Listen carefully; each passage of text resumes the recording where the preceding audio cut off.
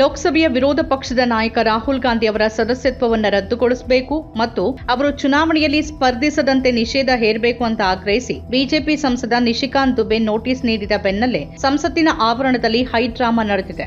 ಈ ಕುರಿತು ಪ್ರಶ್ನೆ ಕೇಳಿದ ಮಾಧ್ಯಮ ಪ್ರತಿನಿಧಿಗಳ ವಿರುದ್ಧ ರಾಹುಲ್ ಗಾಂಧಿ ತೀವ್ರ ಆಕ್ರೋಶ ವ್ಯಕ್ತಪಡಿಸಿದ್ದು, ಸ್ವಲ್ಪ ಸ್ವಂತಿಕೆ ಬಳಸಿ ಕೆಲಸ ಮಾಡಿ, ನೀವು ಸಂಪೂರ್ಣವಾಗಿ ಬಿಜೆಪಿಯಿಂದ ಉದ್ಯೋಗ ಪಡೆದವರಲ್ಲ ಅಂತ ನೇರವಾಗಿಯೇ ವಾಗ್ದಾಳಿ ನಡೆಸಿದ್ದಾರೆ. ಸರ್ಕಾರ ಒದಗಿಸುವ ನಿರ್ದಿಷ್ಟ ಕೀವರ್ಡ್ಗಳನ್ನು ಆಧರಿಸಿ ಮಾಧ್ಯಮಗಳು ಚರ್ಚೆ ಮತ್ತು ಕಾರ್ಯಕ್ರಮಗಳನ್ನು ನಡೆಸುತ್ತಿವೆ ಅಂತ ಆರೋಪಿಸಿದ ಅವರು, ಈ ವರ್ತನೆ ಅತಿಯಾಯಿತು ಅಂತ ನಿಮಗೆ ಅನಿಸ್ತಿಲ್ವೇ ಅಂತ ಪತ್ರಕರ್ತರನ್ನೇ ಪ್ರಶ್ನೆ ಮಾಡಿದ್ದಾರೆ.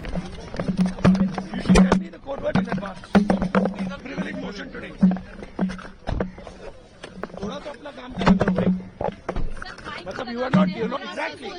Now you put what I said. Now you put what I said. ನೀವು ಪತ್ರಕರ್ತರು ಜವಾಬ್ದಾರಿ ಉಳ್ಳವರು. ಅವರು ಕೊಟ್ಟ ಪದಗಳನ್ನಷ್ಟೇ ಉಪಯೋಗಿಸೋದು ಸರಿಯಲ್ಲ. ಪ್ರತಿದಿನ ಬಿಜೆಪಿ ನೀಡುವ ಒಂದೇ ಪದವನ್ನ ಹಿಡ್ಕೊಂಡು ಅದರ ಮೇಲೆ ಸಂಪೂರ್ಣ ಕಾರ್ಯಕ್ರಮ ನಡೆಸೋದು ನಾಚಿಕೆಗೇಡಿನ ಸಂಗತಿ. ಈ ಮೂಲಕ ನೀವು ದೇಶಕ್ಕೆ ವಂಚನೆ ಮಾಡ್ತಿದ್ದೀರಿ ಮತ್ತು ದೇಶಕ್ಕೆ ಅಪಚಾರ ಎಸಗ್ತಿದ್ದೀರಿ ಅಂತ ರಾಹುಲ್ ಗಾಂಧಿ ಕಿಡಿಕಾರಿದ್ದಾರೆ. ವಸ್ತುನಿಷ್ಠವಾಗಿ ಕೆಲಸ ಮಾಡೋಕೆ ಪ್ರಯತ್ನಿಸಿ ಅಂತ ಅವರು ಮಾಧ್ಯಮಗಳಿಗೆ ಕಿವಿ ಮಾತನ್ನು ಹೇಳಿದ್ದಾರೆ. ಇತ್ತ ಬಿಜೆಪಿ ಸಂಸದ ನಿಶಿಕಾಂತ್ ದುಬೆ ಅವರು ಸಲ್ಲಿಸಿರುವ ನೋಟಿಸ್ನಲ್ಲಿ ರಾಹುಲ್ ಗಾಂಧಿ ವಿರುದ್ಧ ಗಂಭೀರ ಆರೋಪಗಳನ್ನು ಹೊರಿಸಲಾಗಿದೆ.